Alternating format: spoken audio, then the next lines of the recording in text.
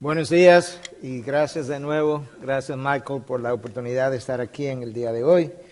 Gracias a los organizadores de este evento de la conferencia del Bethlehem College and Seminary. De manera que vamos a iniciar, pero para mí ciertamente es un placer poder hablarle a una audiencia que tiene o que es hispana o tiene corazón por los hispanos, porque este es un momento en el que Dios está haciendo grandes cosas en medio nuestro. De manera que gracias por venir y apoyar la conferencia. Yo quisiera ir directo al grano porque apenas tenemos 40 minutos de exposición y quisiera respetar el tiempo que se me ha dado.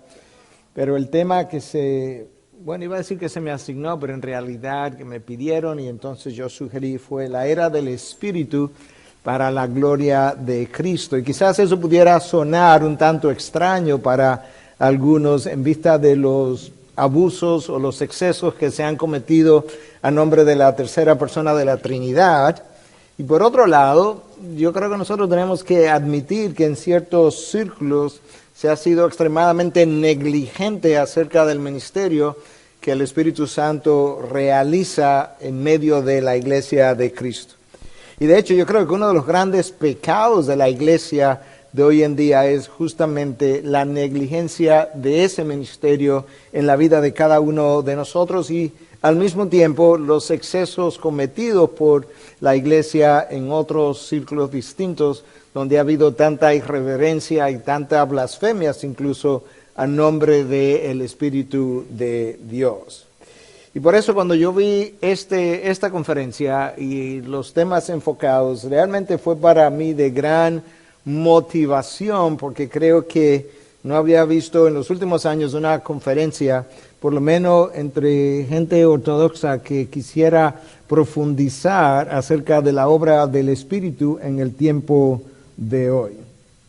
Recientemente el pastor Piper escribió un libro titulado, en español sería Leyendo las Escrituras Sobrenaturalmente. Y en la página 91 de ese libro, él básicamente dice que la meta de leer la Biblia de esa forma es ver la gloria del Padre y la gloria del Hijo por medio del Espíritu Santo. De manera que de acuerdo a el pastor Piper, tú ni siquiera puedes leer la Biblia sin la asistencia del Espíritu. Por lo menos leerla apropiadamente. Y si yo no puedo hacer eso, mucho menos debiera tratar de predicar o de hacer misiones o de hacer cualquier otro ministerio sin contar con la asistencia del Espíritu de Dios. Se cuenta del gran predicador Lloyd Jones del siglo pasado, considerado uno de los grandes predicadores del siglo XX, para algunos el mejor predicador del siglo XX, que cuando él subía al púlpito, él tenía varios escalones y en cada escalón él se recordaba a sí mismo: yo creo en el Espíritu Santo, yo creo en el Espíritu Santo, yo creo en el Espíritu Santo. Y quizás detrás de esas palabras y creencias estaba el secreto de su predicación, porque cuando tú oyes a Lloyd Jones, por lo menos algunos de los mensajes que me ha tocado oír grabados, no hay una enorme oratoria y pasión y efusión. De hecho, me decía uno de nuestros grandes maestros de hoy en día, me reservo su nombre simplemente porque el comentario fue más o menos de esta forma. Yo lo oí, me decía él, varias veces, y cuando él comenzaba a hablar, tú decías, oh, qué aburrido. Y 10 o 15 minutos después, él te tenía en sus manos. Pero yo creo que el Espíritu de Dios te tenía en sus manos. Y es por eso que yo creo que esta conferencia es de vital importancia. Realmente, esta es la era del Espíritu de Dios para la gloria de Cristo. Leon Morris escribió un libro, Jesús es el Cristo, Jesus is the Christ. Y él dice que el prerequisito para el comienzo de esta era, como la era del Espíritu, era que Jesús muriera. Y él lo dice en base al texto de Juan 7:39, que habla de que el Espíritu aún no había sido dado, y dice el por qué, porque Cristo aún no había sido glorificado, y en el contexto del Evangelio de Juan, la hora de la glorificación de Cristo fue la hora de su muerte, de manera que pudiéramos decir que el Espíritu no había sido dado porque Cristo aún no había muerto, y Cristo necesitaba morir para que el Espíritu pudiera ser enviado. Ciertamente nosotros no pudiéramos llevar la vida cristiana en ninguno de sus aspectos sin contar con la asistencia significativa del Espíritu de Dios. J.I. Packer escribió un libro, Keep in step with the Spirit. Y él dice lo siguiente: la esencia del ministerio del Espíritu Santo en este o cualquier otro tiempo de la era cristiana es mediar la presencia de nuestro Señor Jesucristo. Y entonces él agrega, mediar la presencia de Cristo es un asunto del Espíritu, haciendo lo que sea necesario para la creación, sostenimiento, profundización y expresión de nuestra relación con Jesús. El Espíritu haciendo lo que sea necesario, no solamente para crear mi relación con Cristo, no solamente para mantener mi relación con Cristo, sino también para nutrirla, alimentarla y fortalecer. El texto que nosotros vamos a estar leyendo en un momento es parte de una larga conversación y una íntima conversación que Cristo tuvo con sus discípulos la noche antes de su crucifixión en el aposento alto, y que toma varios capítulos en el Evangelio de Juan. Y durante esa larga conversación, Él les comunicó grandes verdades de grandes envergaduras. Él les habló acerca del cielo y cómo se llega allí, le habló de cómo orar en su nombre, le habló de cómo servir, y por eso llegó hasta lavarle los pies durante ese tiempo. Les habló de cómo ser fructífero, porque en eso es glorificado mi Padre. Le habló de Él como la vid y de nosotros como los pámpanos o los sarmientos. Pero con relación al Espíritu Santo, es como si Cristo se hubiese parqueado en un momento dado de la conversación y hubiese dicho que ahora ustedes necesitan escuchar algo que es vital para la vida que va a continuar en unas horas cuando yo parta de este mundo. Él les comunicó cosas que nunca le había dicho en 3 años, literalmente, con relación al ministerio del Espíritu. Y quizás no lo había hecho porque Él todavía estaba presente, y quizás ellos podían y hicieron así, dependían de Él continuamente.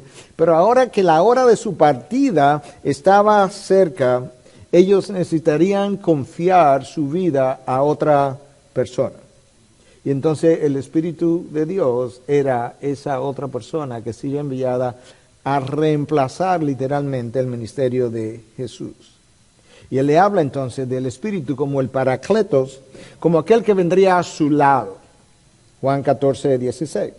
Le habla como el ayudador que sería enviado por el Padre en respuesta a la oración de Cristo, de manera que Cristo ora al Padre y el Padre envía al Espíritu junto con Cristo, pero es en respuesta a una oración que Cristo dice que Él haría para que tal cosa ocurriera, y eso está en Juan 14:16. Les habla del Espíritu como la persona que vendría a enseñarle acerca de la verdad y que incluso le recordaría las verdades aprendidas. Le habla del Espíritu como alguien que vendría a testificar de Jesús en Juan 15:26, y como alguien que le daría a ellos fuerza para ellos mismos testificar acerca del mismo Jesús en el próximo versículo 27. Pero ahora en el capítulo 16, que es el que nosotros vamos a abordar, aparece la más amplia enseñanza con relación al Espíritu de Dios. Y Cristo le habla del rol del Espíritu. El número 1 le habla de la conveniencia del Espíritu, o de la partida de Jesús y la conveniencia de su venida. Le habla del rol del Espíritu Santo en la vida del creyente. Le habla del rol del Espíritu Santo en la vida del incrédulo, en la vida del mundo mismo. Y le habla del rol del Espíritu Santo con relación a la persona de Jesús. Con relación al creyente, con relación al incrédulo, con relación a la persona de Jesús. Esta parte de la conversación de la última noche tiene enormes enseñanzas. No solamente enormes enseñanzas, enseñanzas vitales, cosas que ellos no podían pasar por alto. De hecho, mucho de lo que los discípulos tenían que aprender todavía no había sido revelado o no había sido entendido, y el Espíritu de Dios era la persona que vendría a hacer ambas cosas. Él venía a darle entendimiento de aquellas cosas que habían oído de parte de Jesús, pero que en realidad nunca entendieron, pero Él vendría también a revelarle nuevas cosas a los apóstoles que todavía Jesús no había revelado y que están ahí plasmadas en el libro de los Hechos, en la carta a las diferentes iglesias. En el Evangelio de Juan hay 4 pasajes donde Cristo le habla del Espíritu Santo como el Paracletos. Aparece en Juan 14:16 y 17, Juan 14:26, Juan 15, 26, y ahora en Juan 16, del 7 al 15, que es la explicación más amplia del ministerio del Espíritu que tú puedes encontrar en toda la Biblia en un solo pasaje. Y esto es lo que el texto dice.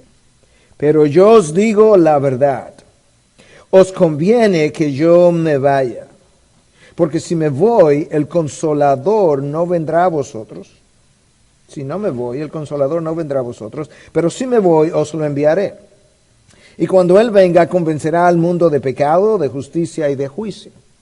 De pecado, porque no creen en mí.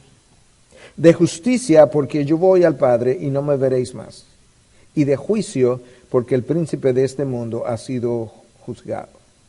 Aún tengo muchas cosas que deciros, pero no las podéis soportar. Pero cuando Él, el Espíritu de verdad, venga, os guiará a toda la verdad, porque no hablará de su propia cuenta, sino que hablará todo lo que oiga y os hará saber lo que habrá de venir. Escucha ahora, Él me glorificará, porque tomará de lo mío y os lo hará saber. Todo lo que tiene el Padre es mío, por eso dije que Él toma de lo mío y os lo hará saber. De manera que, viendo el texto, yo quisiera que pudiéramos dividir el texto en 4 enseñanzas cardinales. La conveniencia de la partida de Jesús, el rol del Espíritu en el mundo incrédulo, una vez más, el rol del Espíritu en el creyente y finalmente, el rol primario del ministerio del Espíritu Santo en la era de la iglesia. El rol primario, el rol número 1, el rol más importante, el rol para el cual Él vino y todo lo demás se desprende de ese rol. Y realmente tú puedes ver aún en esa estructura que la era del Espíritu estaba a punto de iniciar. Porque Jesús se va en unas horas, va a morir. Y cuando Él no esté, Él va a ser reemplazado por el ministerio de esta tercera persona de la Trinidad. Entonces veamos primero el punto número 1, la conveniencia de la partida de Jesús. Cuando tú abres el capítulo 16 del Evangelio de Juan, tú comienzas a escuchar o a leer que Jesús le está hablando a los discípulos de la persecución que se avecina.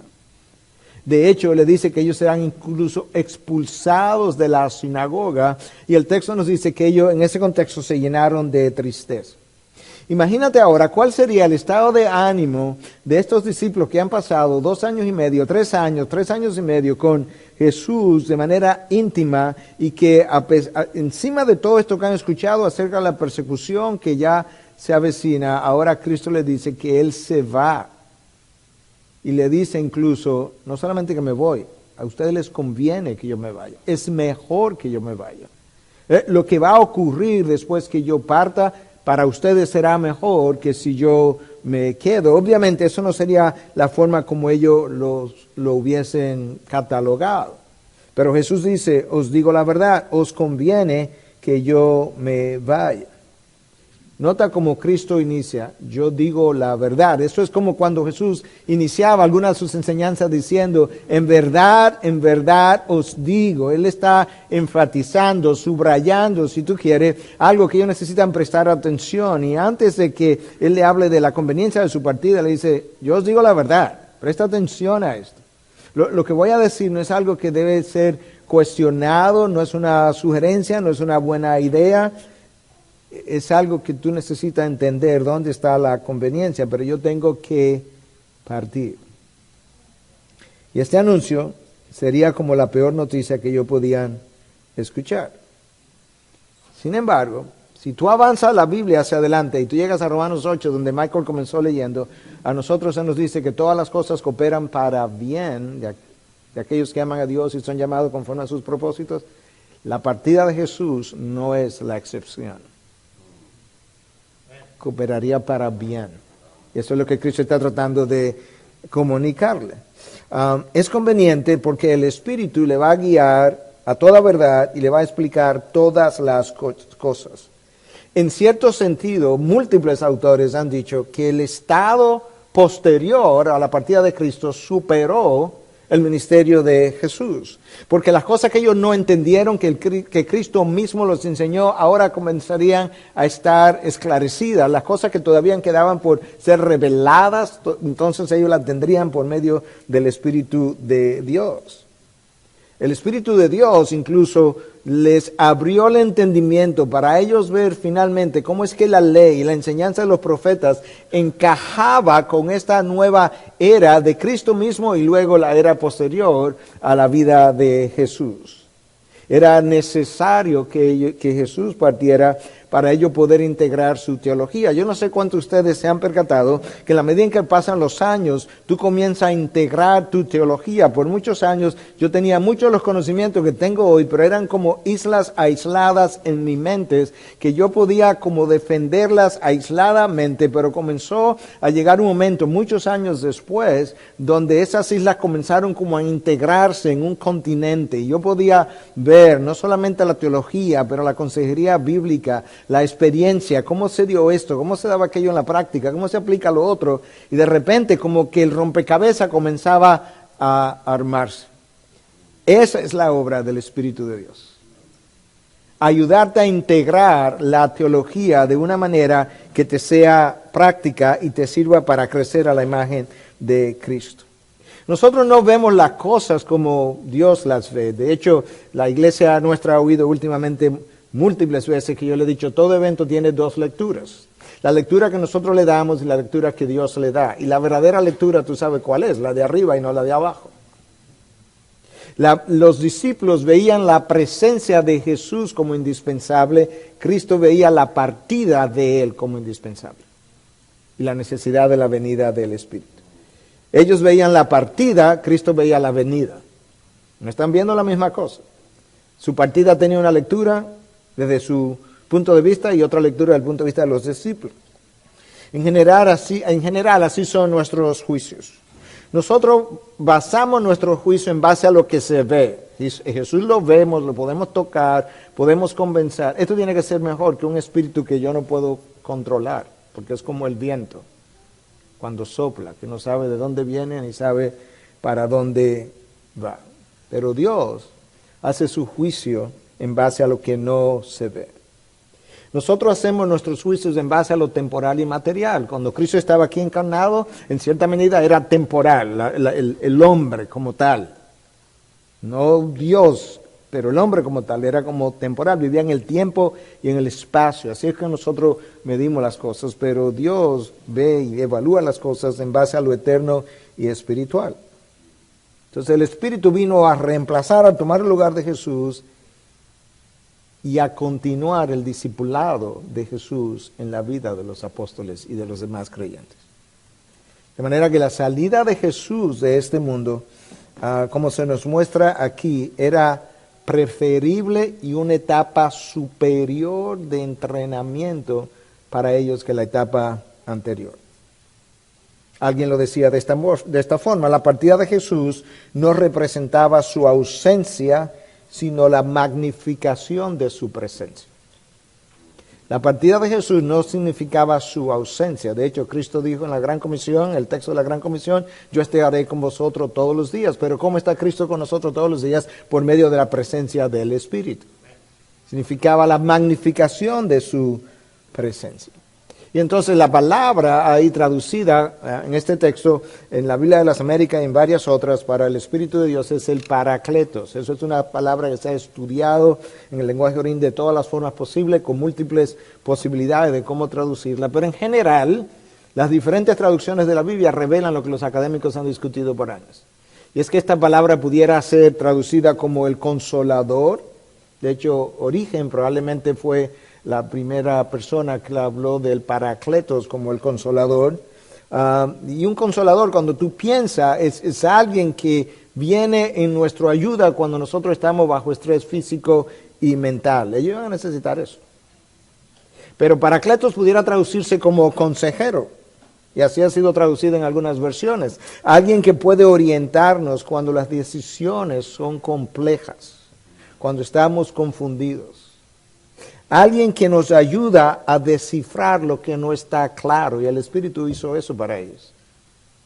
Paracleto puede ser traducido como intercesor, alguien que sirve de puente entre dos grupos o personas. De hecho, Michael se aludió a esa función del Espíritu cuando introdujo este tiempo en la mañana, hablando de que el Espíritu ora por nosotros con gemidos indecibles cuando nosotros no sabemos cómo orar. Él es un intercesor.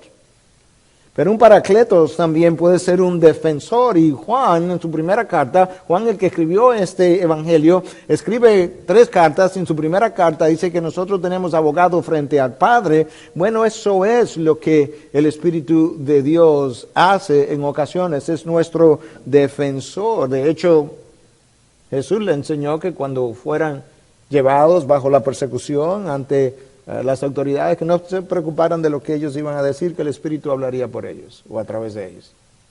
Paracletos puede ser traducido como un fortalecedor, alguien que te ayuda a crecer y a resistir. El Espíritu hace eso.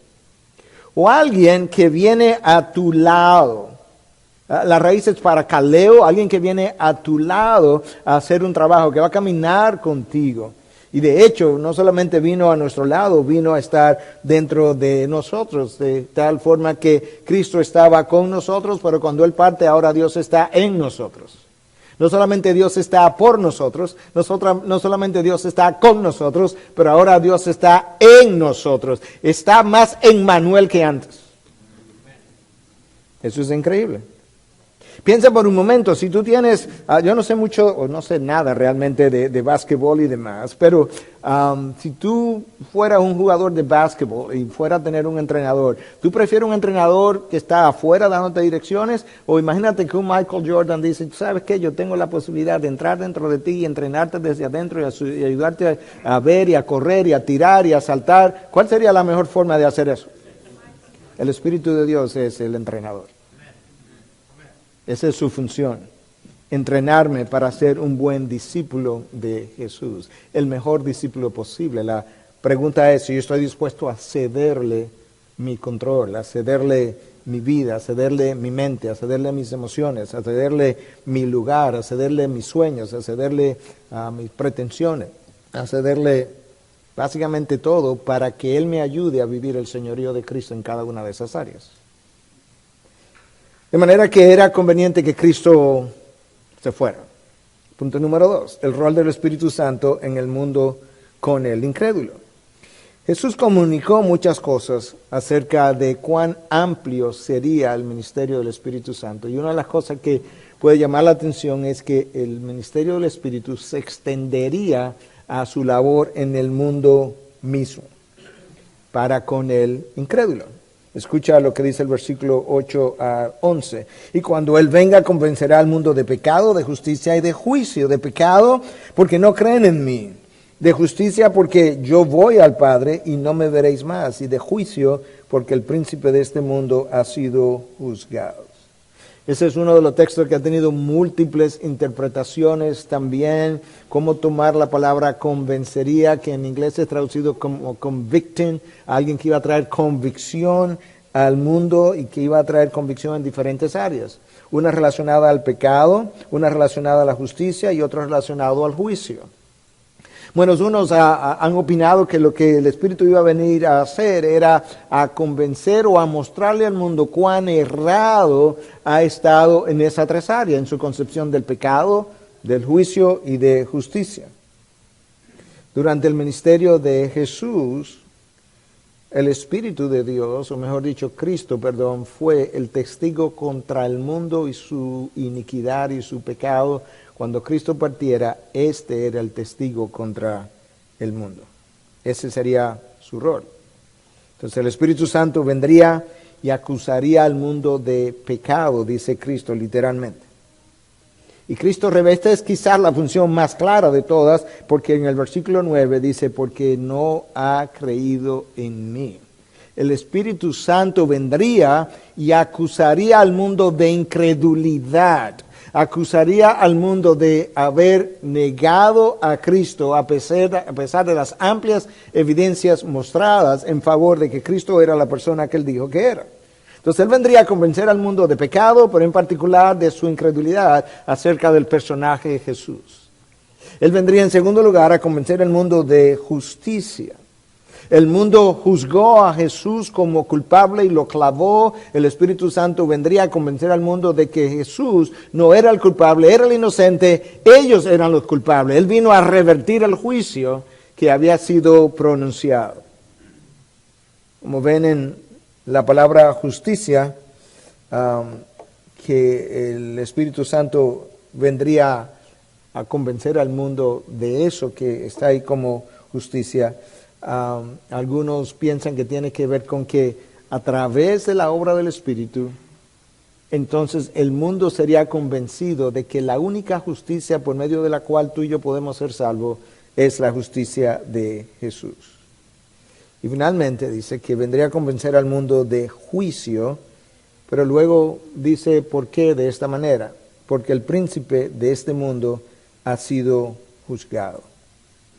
Vendrá a convencer al mundo de juicio porque el príncipe ha sido juzgado. Es como que Jesús está diciendo, el mundo piensa que no habrá un juicio, el mundo piensa que yo solamente, o mucha gente piensa que Dios es solamente un Dios de amor. No, hay un juicio, y el hecho de que el príncipe de este mundo, Satanás mismo, ya ha sido juzgado, es la primera evidencia de que ciertamente tarde o temprano habrá un juicio. El retardo del juicio no habla de una ausencia de juicio, sino simplemente de eso, de que hay un momento de espera hasta que llegue el juicio, y el convencimiento de esa verdad queda en las manos del Espíritu de Dios.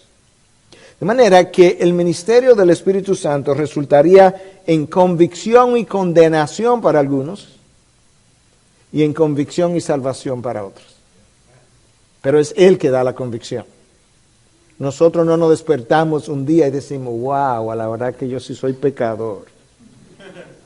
No, el Espíritu abre los ojos del incrédulo para en algún momento dado, cuando lo regenera, él pueda comenzar a ver su pecado por lo que verdaderamente es. Nota que tan pronto el Espíritu desciende en el libro de los Hechos, narrado en el capítulo 2, ¿qué es lo que ocurre? Pedro está predicando, Pedro está exponiendo las Escrituras con Cristo en el centro, y escucha lo que dice, que la multitud se sintió compungida de corazón. La palabra ahí es como traspasada. Y dijeron a Pedro y a los demás apóstoles, hermanos, ¿qué haremos? ¿Tú te imaginas que tú estuvieras en una iglesia de 3,000 personas, bueno, en una audiencia de 3,000 personas de incrédulos, y tú estés predicando de una manera tan extraordinariamente bajo la unción del Espíritu, que de repente gente se pare de las sillas y te diga, pastor, ¿qué tengo que hacer?